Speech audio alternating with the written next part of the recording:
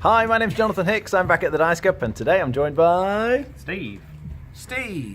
And we've just finished playing Harvest Dice. Now, this is a light dice rolling game, essentially. So we take it in turns to roll these dice, like a communal pool for everyone in the middle. And then one at a time, you have to pick one of these dice, and they represent vegetables. So you have red for tomatoes, green is lettuces, and orange is carrots. And then you have to fill them in your grid. So you can see at the end of the game here, I filled in a lot of these different vegetables. You can either draw the pictures, which I've attempted to do, or you can just write letters to represent lettuce and tomato, etc. But if I were to take, for example, this 6 red, it has to go in a 6 column, and it has to touch an existing tomato.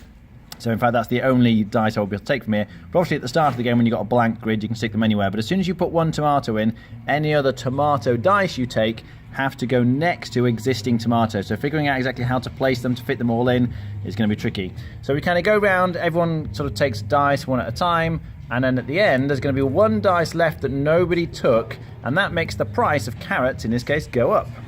So we have these little grids at the bottom. You put in the crosses in to indicate the price. So the price of everything starts at 1, and so if the carrot price goes up, then you'd stick another cross in here. So you can see at the end of the game, carrots were worth 4, lettuce were worth 4, and tomatoes got 6. Now it might be that when you take your dice, you can't fit it in the grid anywhere, in which case you can always feed the nice little pig, which is also the first player marker, and you just take whatever dice you like. So if I took the red 6, you cross off that many spaces on here if you like, and you're getting points depending on how far you got at the end of the game. There's also a nice little mechanic whereby once you've filled up a row, you can cross off this as a one-use special action to increase or decrease your die by 1. So I could then take this 2 and change it to a 3, for example, if I wanted to, and I just cross that off to indicate I've used it. Every time you fill up a row, you get to use that again. At the end of the game, you're multiplying the number of, say, tomatoes by the price of the tomato, number of lettuces by the price of the lettuce, etc. Add up all the points from that, plus the points from your pig. You also get 5 points for each row you complete, and whoever gets the most points at the end is the winner.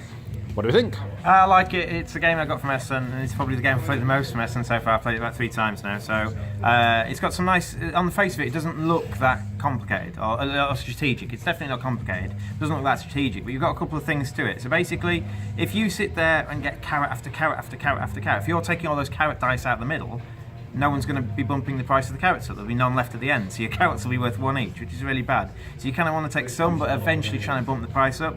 You also want to think if everyone else has got 5s and 6s for their tomatoes, if you get a 1 tomato, you're probably going to be able to take lots of the tomatoes because they won't be able to fit them on the grid. So you've got things like that, and you've also got like hate drafting as well. So you think I really don't want lettuces to go up again. I'm going to use a lettuce to feed my pig, even though it's not beneficial to me. I stop the lettuces going up at the end. So it's some really nice dynamics here. I quite like it. Okay, Steve?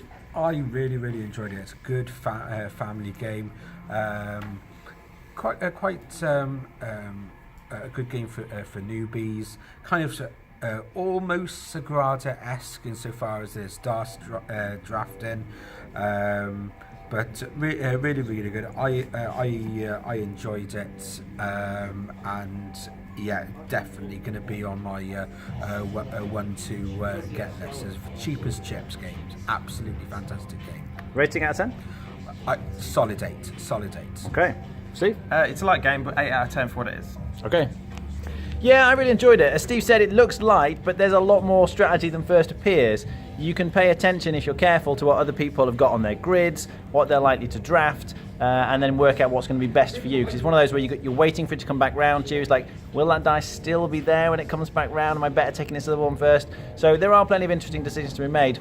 It's quick, it's light. I'd be on a 7.5. I thought it was very good. All right, thanks for watching. That was Harvest Dice.